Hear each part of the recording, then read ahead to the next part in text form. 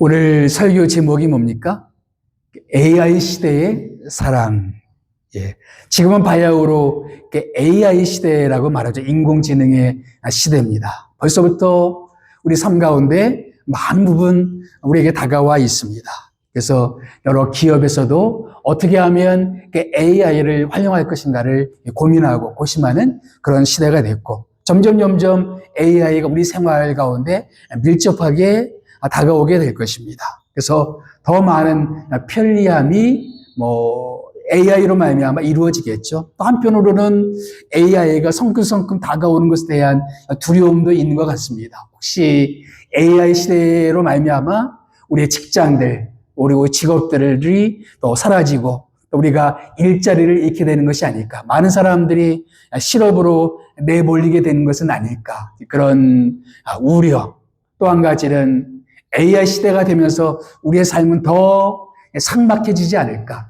사람들 간의 소통이 좀 더 줄어들고 사람들 간의 마음 간의 어떤 소통과 사랑이 더 줄어들게 되지 않을까 하는 그런 두려움들도 아마 있는 것 같습니다. 이런 시대를 맞이해서 다시 한번 우리가 아가서를 통해서 시대가 변해도 변하지 않는 그런 이 진실, 사랑의 진실, 과연 이 아가서에서 나오는 사랑의 모습, 그건 일종의 두 연인의 사랑의 이야기죠. 어떻게 보면은 가장 평범하고 가장 일반적인 사랑의 이야기, 러브 스토리가 성경 가운데 기록되어 있어요. 왜 성경 가운데 이런 아가서의 러브 스토리를 두었을까? 여러 가지 이유가 있겠지만 그 중에 한 가지는 시대가 변해도 변할 수 없는 사랑의 욕구, 사랑의 추구, 사랑의 피로들을 우리에게 보여주고자 하는 것이 아닌가. 그리고 아무리 시대가 변해도 여전히 변할 수 없는 사랑의 모습들이 여전히 있다는 것입니다. 지금 AI 시대를 맞이해도 여전히 변할 수 없는 사랑의 본질, 사랑의 모습들이 있다는 것입니다. 오늘 이 아가서 말씀을 통해서 오늘과 또 다음 주를 통해서 정말 시대가 변해도 AI 시대를 맞이해도 여전히 변할 수 없는 성경적인 사랑의 본질, 사랑의 모습들을 함께 나누고 싶습니다. 몇 가지 아가서에 나오는 중요한 사랑의 표현들을 통해서 성경적인 사랑의 모습들을 살펴보기를 원합니다. 우리 아가서를 읽다가 처음으로 제 마음 가운데 들어왔던 이 표현은 뭐냐면은 1장 5절 말씀이었어요. 내가 비록 검으나 아름다우니, 내가 비록 검으나 아름다우니. 여러분, 아가서의 이야기는 솔로몬과 술람미 여인과의 사랑의 이야기입니다. 혹은 어떤 학자들은 술람미 여인과 어떤 목동의 사랑의 이야기, 그리고 그 사이에 솔로몬이 끼어들고자 하는 삼각관계라고 보는 사람들도 꽤 많이 있습니다. 그래서 3인 간의 사랑의 이야기니 아니면 솔로몬과 술람미 여인과의 사랑의 이야기냐, 아직도 논란이 계속되고 있지만 저는 후자라고 생각합니다. 왜냐하면 술람미라는 말이 뭐냐면은 이 솔로몬과 술람미의 자음이 똑같아요. 그래서 사실 술람미라는 것은 여인의 진짜 이름이 아니라 솔로몬의 여인, 이런 뜻인 것 같습니다. 그렇게 본다면 이 솔로몬에서의 러브 스토리는 솔로몬과 어떤 여인과의 사랑의 이야기를 말해주고 있는 것 같습니다. 이 여인은 자기의 피부가 검다라고 말하고 있습니다. 그래서 어떤 사람들은 이 술람 여인은 흑인이었다. 심지어는 더 비약을 해서 솔로몬 시대에 솔로몬을 찾아왔던 한 여왕이 있었죠. 어떤 여왕입니까? 시바 여왕, 지금의 이디오피아죠. 흑인이죠. 그래서 솔로몬과 시바 여왕과의 사랑 이야기라고 그렇게 보는 사람들도 있지만 그렇지는 않은 것 같습니다. 심지어 그래서 영화로도 만들어진 거 있어요. 솔로몬과 시바 여왕이라는, 저도 예전에 한 본 기억이 있는데 그런 솔로몬과 시바 여왕과의 러브 스토리를 그린 그런 영화도 만들어진 적이 있는데 6절 말씀 보면 1장 6절 말씀 보게 되면 이 여인은 본래부터 피부가 검은 사람이 아니라 이 포도원의 포도원에 그 일하러 내몰려서, 오빠들에 의해서 내몰려서 햇볕 아래서 일하다 보니까 피부가 까무잡잡해져 버린 거예요. 그래서 본래 피부가 검은 여인이 아니라 햇볕 아래에서 일해서 마치 오빠들과의 관계가 뭐냐면은 콩쥐팥쥐의 콩쥐처럼 오빠들에 의해서 포도원에 내몰렸다라고 6절 말씀에 말하고 있습니다. 그래서 포도원에서 일할 수밖에 없는 그런 상황. 그래서 피부는 꺼무잡잡했고 심지어는 내 피부는 게달의 장막과 같다. 우리에게는 쉽게 다가오지 않지만 중동에는 이제 그 텐트를 만들 때 동물 가죽으로 만드는 경우가 많아요. 그래서 검은 그런 그 염소 그 가죽으로 만드는, 그래서 까무잡잡한, 그래서 볼품없는 그런 모습. 나는 사람들 보기에 아무 볼품이 없는 여인이다라는 표현이 내 피부는 검으나 나는 너무나 까무잡잡했고 누구에게도 사랑받을 만한 그런 모습이 아니었다라는 표현으로 내 피부는 검으나 그런데 나는 아름답다라고 말해요. 이런 모습에도 불구하고 나를 사랑해주는 사람 때문에 나는 아름답다. 심지어는 솔로몬의 휘장, 솔로몬이 어딘가를 갈 때 그 치장하는 그 휘장들, 얼마나 아름답게 치장했겠습니까? 나는 그렇게 사람들 보기에 아름다운 그런 모습이 되었다. 누구 때문에? 나를 사랑하는 누군가 때문에 그렇게 아름다운 모습이 되었다. 이렇게 말하고 있습니다. 이런 모습은 2장에서도 다시 반복이 됩니다. 2장, 먼저 솔로몬이 말하고 있는 모습 볼까요? 1장에 보게 되면 그렇게 피부가 까무잡잡한 여인을 보고 솔로몬이 뭐라고 말합니까? 다 같이 읽어봅시다. 시작. 내 사랑아, 너는 어여쁘고 어여쁘다. 내 눈이 비둘기 같구나. 나의 사랑하는 자야, 너는 어여쁘고 화창하다. 이 솔로몬의 눈에 이 여인은 어떤 모습이에요? 어여쁘고 어여쁜. 영어 성경 보게 되면 most beautiful, 가장 아름다운 여인이다 이렇게 말하고 있습니다. 가장 아름다운 여인이다. 그러니까 우리말에 그런 말 있죠. 사랑하게 되면 눈에 뭐가 씌인다? 콩깍지가 씌인다, 그런 말이 있죠. 그러니까 다른 사람들 다 볼품없다라고 그렇게 말할지 모르는데 솔로몬의 눈에는 이게 아름다운 여인이 된 거예요. 그래서 아마도 솔로몬은 지방을 순행하다가 저 먼 어느 지방의 포도원에서 이 여인을 보게 된 것 같아요. 그리고 첫눈에 까맣게 그을린 이 여인에게 사랑에 빠졌던 것 같습니다. 그리고 솔로몬의 눈에 이 여인은 어여쁘고 어여쁜 가장 아름다운 여인으로 그렇게 보였던 것 같습니다. 2장을 보게 되면 우리 다 같이 한번 읽어봅시다. 시작. 2장 1절 시작. 나는 샤론의 수선하여 골짜기의 백화포로다. 그래서 여기서 차관에 우리 찬송가 가운데 샤론의 꽃 예수, 그런 찬송가도 있죠. 샤론이 어디입니까? 샤론은 여러분 혹시 성경에 보게 되면 욥바라는 항구가 있습니다. 지중해를 끼고 있는 항구입니다. 이 욥바 항구에서 구약 성경에 나오는 그 니느웨로 출발하고자 했는데 다시스로 갔던 선지자가 있었죠. 누굽니까? 요나가 떠났던 항구가 어디냐면 욥바라는 항구예요. 근데 욥바에서부터 어디까지? 갈멜산에서 또 갈멜산 하면 또 생각나는 선지자가 있죠. 어떤 선지자입니까? 엘리야. 그래서 엘리야가 그 산 정상에서 바알 선지자들과 영적 대결을 벌였던 곳이 갈멜산입니다. 그래서 욥바 항구에서 갈멜산까지는 약 95.8km 정도 거리가 있어요. 근데 그 욥바 항구에서 갈멜산까지가 평야입니다. 그 평야를 뭐라고 불렀냐면은 샤론 평야라고 불렀어요. 거기에 지천에 수많은 꽃들이 있습니다. 건 여기 수선화, 이 수선화라는 말이 영어 성경에는 로즈 오브 샤론, 그러니까 샤론의 장미라고 되어 있지만 원래 이 말은 뭐냐면은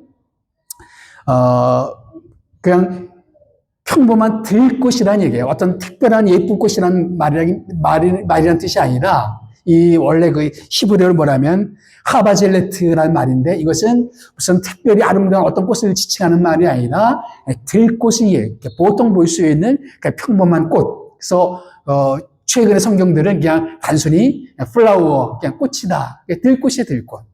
나는 그냥 이 넓은 평야에 널려 있는 하나의 평범한 들꽃에 불과합니다. 그런 의미예요. 혹은 골짜기에 숨어 있는 이름 없는 무명의 백합화에 불과합니다. 그런 의미예요. 그러니까 그 여인은 말하기를 나는 대단한 그런 꽃이 아니에요. 그냥 뭐 수많이 널려 있는 지천에 깔려 있는 수많은 꽃 중에 하나의 들꽃에 불과한 그런 여인이에요. 나는 그냥 골짜기에 숨어 있는 무명의 그런 백합화에 불과합니다. 이렇게 말하고 있어요. 그러니까 2절에 이 솔로몬이 뭐라고 말합니까? 우리 2장 2절 말씀 읽어보겠습니다. 시작. 여자들 중에 내 사랑은 가시나무 가운데 백합화 같구나. 백합화는 백합화인데 어디 가운데 있는? 가시나무 가운데 있는. 너를 보니까 다른 모든 꽃들은 뭐와 같다? 가시나무 같다. 너는 마치 군계 일학처럼 가장 빼어난 그런 꽃이다라고 솔로몬에게 보이는 겁니다. 그러니까 너는 여인들 중에 가장 아름다운 여인이고 내 눈에는 너만 보여. 너만 사랑스러워. 그러니까 모든 것은 다 가시나무 같아. 너만 내 사랑스러운 꽃이야. 이렇게 말하고 있습니다. 그러니까 이 여인의 처지가 어떻습니까? 여인의 상황은 어떻습니까? 그냥 포도원에 내몰려서 일할 수밖에 없는, 그래서 지치고 지칠 대로 그런 모습의 여인이었습니다. 그리고 가시나무 가운데 자란 그런 백합화. 때로는 가시나무 하면 생각나는 게 있죠. 찔리고 찔림 맞는. 어떻게 보면 여인이 살아온 인생은 누군가를 찌르고 혹은 찔림 맞는 상처받은 그런 인생인지 모르겠어요. 그리고 그냥 평범한 들꽃에 불과한 평범한 여인이었습니다. 그런데 이 솔로몬의 눈에는 너는 가시나무 중에 백합하다라고 말하고 있어요. 나는 내 눈에 너는 어여쁘고 어여쁜 여인이다라고 말합니다. 이런 모습이 하나님과 우리의 사랑의 모습이라고 생각되어집니다. 우리가 하나님께 사랑받는 것이 우리가 어떤 자격이 있거나 사랑받을 만한 어떤 모습이 있거나 그래서 우리가 사랑받는 것이 아니라는 것이에요. 우리는 주님 눈앞에 아무런 사랑받을 만한 모습이 없음에도 불구하고 주님은 우리를 가장 사랑스러운 모습으로 나를 봐주신단 말이죠. 나는 주님 앞에 내세울 것이 아무것도 없어요. 나도 이 여인처럼 인생 가운데 찌들릴 대로 찌들린 그런 모습으로 때로는 상처받고 때로는 상처를 주고 그런 평범한 인생, 수많은 사람들 가운데 그저 한 사람에 불과한 그런 모습이었어요. 근데 주님께서는 나를 발견하시고 마치 세상에는 나밖에 없는 것처럼 나를 사랑해 주시는 그런 모습이었습니다. 어거스틴은 우리에게 그런 말을 했습니다. 주님께서는 이 세상에 나 하나만 있다 할지라도 나를 위해서 십자가를 기꺼이 지셨을 것이다. 이 세상에 나 하나만 존재한다 할지라도 주님께서 나를 위해서 기꺼이 자기 목숨을 바치셨을 것이다. 마치 이 세상에는 나 하나만 존재하는 것처럼 나를 사랑하시고 나를 발견하시고 너는 어여쁘고 어여쁘다. 너는 내 눈에 정말 아름다운 존재다. 수많은 다른 모든 것들은 다 가시나무 같고 너만 내게 보여. 너는 내 눈에 백합화야. 나를 사랑하시는 그런 모습. 주님의 눈에는 우리는 그런 모습이란 말이죠. 하나님이 세상을 이처럼 사랑하사. 그래서 주님은 우리를 얼마나 사랑하시는지 자기 목숨을 십자가에서 내어놓을 정도로 그렇게 우리를 사랑해 주셨다. 우리를 향한 하나님의 사랑이 이같이 나타났으니 그리스도께서 십자가에서 죽으심으로 하나님이 우리에게 대한 자기 사랑을 나타내 주셨다라고 말하고 있습니다. 아무리 시대가 변해도 이 세상의 사람들의 사랑은 상황에 따라서 혹은 조건에 따라서 사람들의 사람은 변합니다. 그런데 AI 시대가 된다 할지라도 아무리 시대가 변하고 상황이 변하고 삶의 조건이 다 달라진다 할지라도 절대로 변하지 않은 그 사랑. 마치 나를 세상에 존재하는 유일한 사람인 것처럼 나를 사랑스러운 그런 모습으로 나를 바라보시면서 나를 위해서 기꺼이 십자가에서 자기 목숨을 버리실 정도로 그렇게 사랑하셨던 그 주님께서 지금도 똑같은 모습으로 나를 그렇게 사랑해 주신다. 아무리 시대가 변한다 할지라도 여전히 변함없는 사랑으로 나를 사랑해 주시는 사랑. 우리는 아가서를 통해서 주님의 그 사랑을 발견할 수가 있습니다. AI 시대에도 아무리 시대가 바뀌어도 나를 지극히 사랑스러운 눈으로 나를 바라보시는 주님의 그 사랑. 이 두 번째 또 제 눈에 들어왔던 표현은 뭐냐면은 2장 10절 말씀이었습니다. 나의 사랑, 나의 어여쁜 자여, 일어나서 함께 가자. 이 장면이 바뀌어요. 그리고 여인이 잠들었습니다. 근데 이 여인을 만나기 위해서 왕이 산들을 넘어서 막 뛰어옵니다. 막 달려와요. 내 연인이, 내 사랑하는 자가 산들을 넘어 달려오는구나. 달려와요. 그리고 여인이 잠들어 있는 모습을 창살 틈으로 들여다봅니다. 그리고 속삭입니다. 마치 주님께서 우리에게 그렇게 다가오셨죠. 하늘의 영광을 버리시고 주님께서는 이 땅에 낮고 천한 모습으로 오셨습니다. 그리고 여인을 지켜보셨듯이 우리가 어떻게 살아왔는지를 다 들여다보시고 지켜보셨습니다. 내가 살아오면서 내가 경험했던 그 모든 것들을 다 알고 계십니다. 내가 받았던 상처, 내 마음의 아픔, 내 속에 있는 눈물들, 모든 것들을 다 아시고 계세요. 그런 우리에게 주님이 속삭입니다. 이제 일어나서 나와 함께 가자. 일어나서 함께 가자. 어디로 가자는 얘기일까요? 그 연인이 어디로 가자고 이야기합니까? 아가서를 읽어보면 2장 11절부터 13절 말씀, 아주 유명한 아가서의 구절이죠. 우리 다 같이 읽어보겠습니다. 시작. 겨울도 지나고 비도 그쳤고 지면에는 꽃이 피고 새가 노래할 때가 이르렀는데 비둘기의 소리가 우리 땅에 들리는구나. 무화과 나무에는 푸른 열매가 익었고 포도나무에는 꽃이 피어 향기를 토하는구나. 나의 사랑, 나의 어여쁜 자여, 일어나서 함께 가자. 그래서 잠들어 있는 여인을 깨워서 함께 가자고 하는 곳이 어디입니까? 이제 겨울이 끝났다. 이제 비도 그쳤다. 이 사방에 봄 기운이 가득하고 꽃들이 피어나고 열매가 있고 새들이 즐겁게 지저귀는 그때가 되었다. 이제 일어나서 함께 그곳으로 가자라고 말하고 있는 것입니다. 바로 주님께서 우리를 이끌어 주시는 곳이 바로 그곳입니다. 우리가 살아왔던 삶이 고단한 인생이었을지 모르지만 이제 주님께서 우리를 데리고 가시고 싶은 것이 뭐냐면은 새로운 아름다운 봄날 같은 그런 인생을 말하고 있습니다. 꽃들이 피어 있고 그리고 새들이 지저귀고 있고 정말 아름다운 것들이 가득한 그런 모습. 여러분 한번 요즘 한국에는 벚꽃철 이제 지났나요? 막 그런 아름다운 그런데 벚꽃 사이를 지나가는 두 연인의 모습을 한번 생각해 보세요. 주님께서는 우리와 그렇게 아름다운 장소에서 아름다운 사랑의 데이트를 하고 싶어 하시는 것입니다. 주님이 우리를 불러서 우리를 이끌고 싶어 하는 것이 뭐냐면은 이 봄날 가득한 그런 나날이에요. 주님과 함께하는 화창한 그런 나날들입니다. 이제까지 우리는 어둡고 비가 오고 축축하고 그리고 정말로 겨울과 같은 그런 시간들을 보냈을지 몰라요. 근데 이제 겨울은 끝나고 비는 그쳤고 봄 기운이 가득한 꽃들이 피어난 아름다운 삶의 장소. 내가 온 곳은 양으로 생명을 얻게 하고 더 풍성히 얻게 하려는 것이라.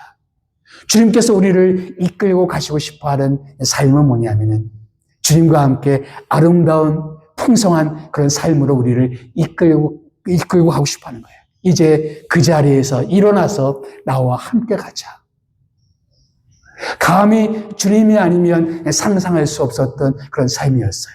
근데 주님께서 나에게 다가오셔서 말씀해 주십니다. 나와 함께 가자.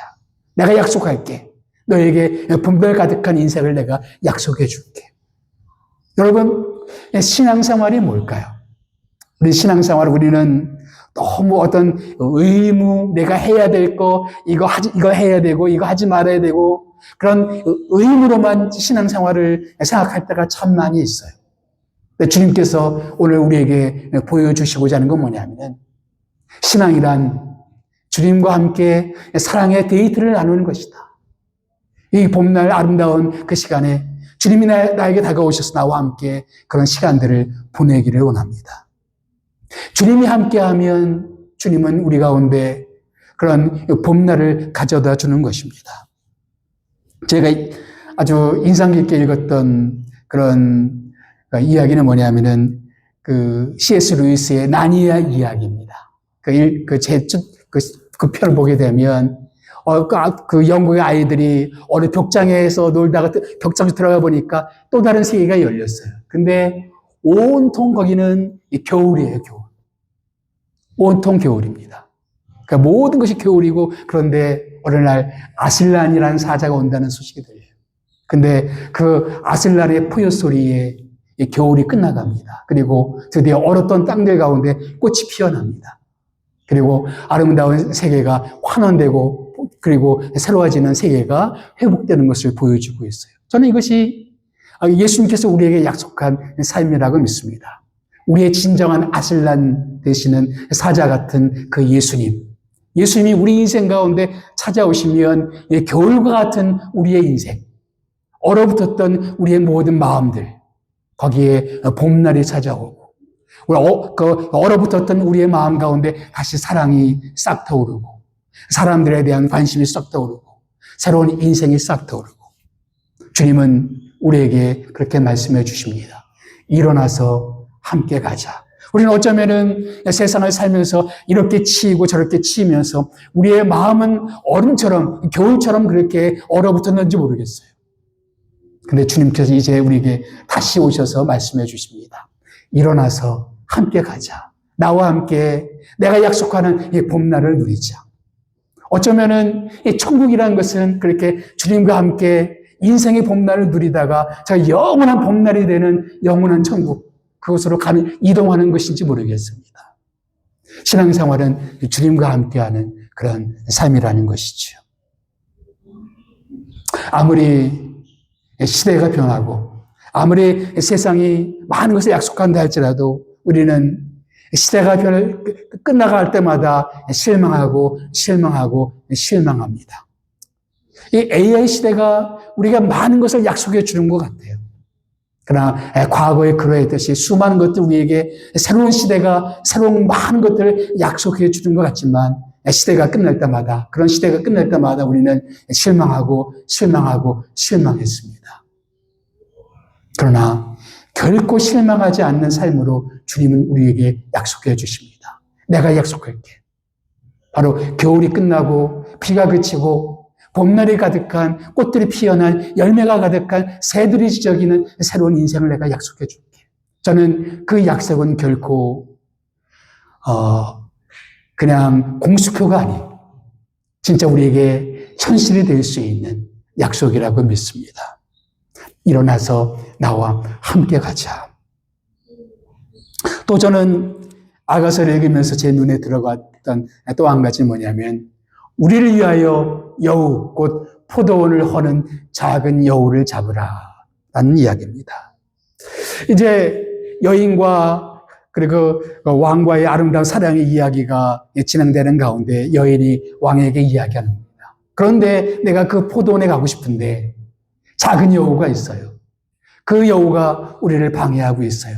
포도원을 망치고 있어요. 우리의 사랑의 포도원을 망치고 있어요. 그 여우를 잡아주세요. 라는 그런 이야기입니다. 여러분, 어느 시대에나 사랑을 방해하는 것들이 있습니다.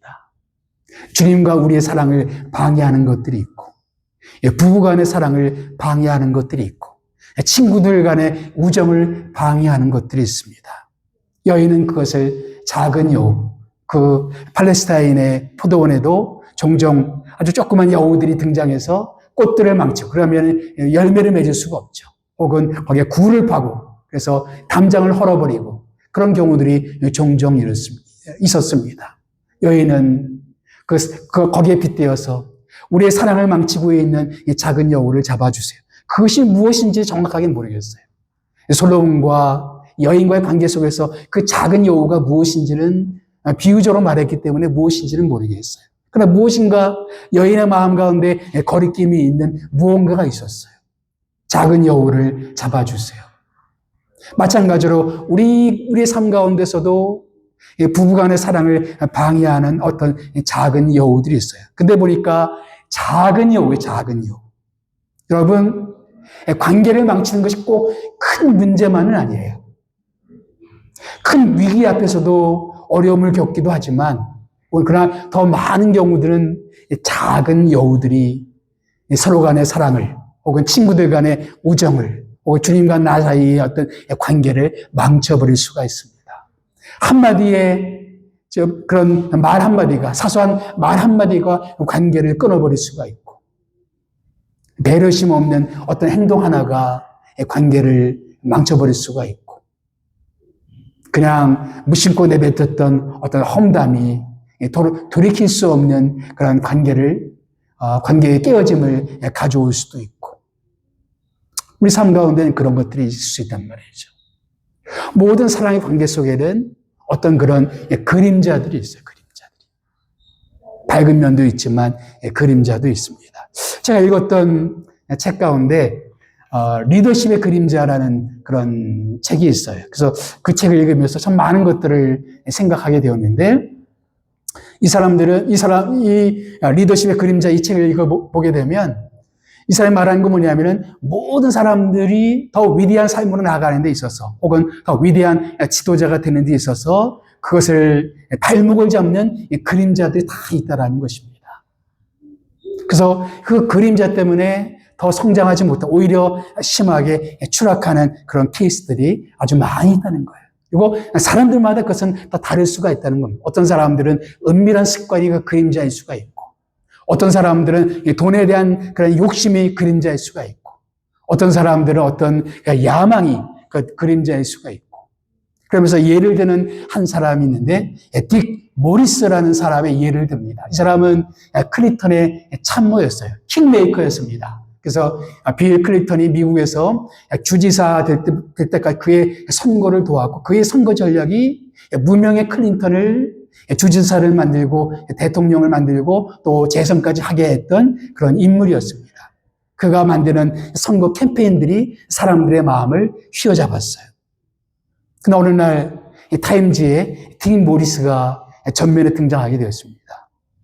그래서 이 딕 모리스가 선거 캠페인으로 아름다운 가정을 이야기하고, 그리고 주말마다 자기 아내와의 어떤 아름다운 관계를 갖는 것처럼 말했지만, 그 주중에는 백악관에서 멀리 떨어지지 않은 호화스러운 호텔에서 직업 여성과의 어떤 그런 미래를 나누고 있는 장면이 기자들에게 포착이 되었어요. 그 나중에 그것 때문에 그 자리에 사임하게 됩니다. 그러면서 그가 이야기했던 게 뭐냐면은, 나는 내 그림자를 극복하지 못했습니다 라는 말을 남깁니다. 우리 모두에게는 그림자들이 있어요. 사랑의 관계를 망치는 그림자들이 있습니다. 우리가 그런 그림자들을 극복하지 못하면, 혹은 포도원을 허는 작은 여우들, 그것들을 잡지 않으면 사랑이 더 깊이 발전하지 못한다는 얘기입니다. 오늘 본문 말씀 보게 되면 또 한 가지 사랑을 위협하는 한 가지가 있습니다. 3장 1절 말씀. 다 같이 읽어볼까요? 시작. 내가 밤에 침상에서 마음으로 사랑하는 자를 찾았노라. 찾아도 찾아내지 못하노라. 계속 여인과 왕과 아름다운 그런 사랑의 관계를 이야기하다 갑자기 사랑하는 그 사람이 부재하는, 찾아도 찾지 못하는 그런 상황이 발생하게 됩니다. 무엇 때문에 그 상황이 발생됐는지는 모르겠어요. 근데 그 사랑하는 사람이 없어요. 그래서 홀로 남아있게 되는 그런 상황이 있게 되는 것입니다. 여러분, 우리 신앙생활 가운데서도 늘 우리가 주님과의 친밀한 관계를 누리는 것은 아닙니다. 때때로는 주님이 우리 삶 가운데 계시지 않는 것 같은 그런 상황들이 있습니다. 아무리 기도해도 주님이 나에게 침묵하시는 것 같은 그런 때가 있어요.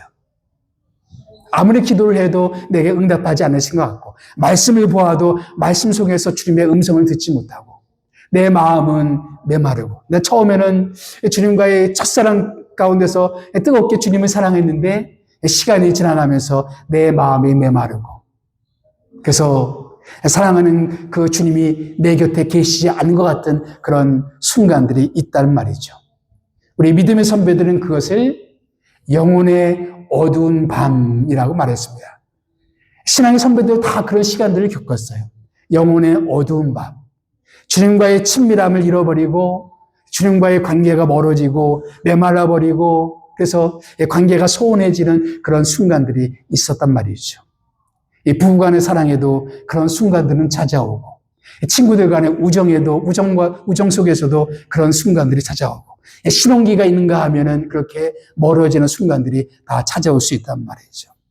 그런데 그런 시간들을 맞이하면서 관계가 그냥 멀어진 채로 끝나버리는 관계가 있고 오히려 그런 시간들을 통해서 그런 위기를 극복하고 더 사랑이 더욱더 깊어지는 그런 관계가 있습니다. 오늘 이 말씀 보게 되면 내가 밤에 침상에서 그다음에 뭐라고 되어 있습니까? 마음으로 사랑하는 자를 찾았노라. 그러면서 마음으로 사랑하는 자라는 말이 계속 반복이 됩니다. 근데 마음으로 사랑하는 자라는 표현이 뭐냐면은 내 영혼을 다해 사랑하는 자라는 뜻입니다. 그 사랑하는 이의 부재를 통해서 확인하는 게 뭐냐면은 내가 이분을 결코 놓칠 수가 없다. 내 모든 것을 다해서 사랑하는 존재라는 것을 절실하게 깨닫게 되는 것입니다.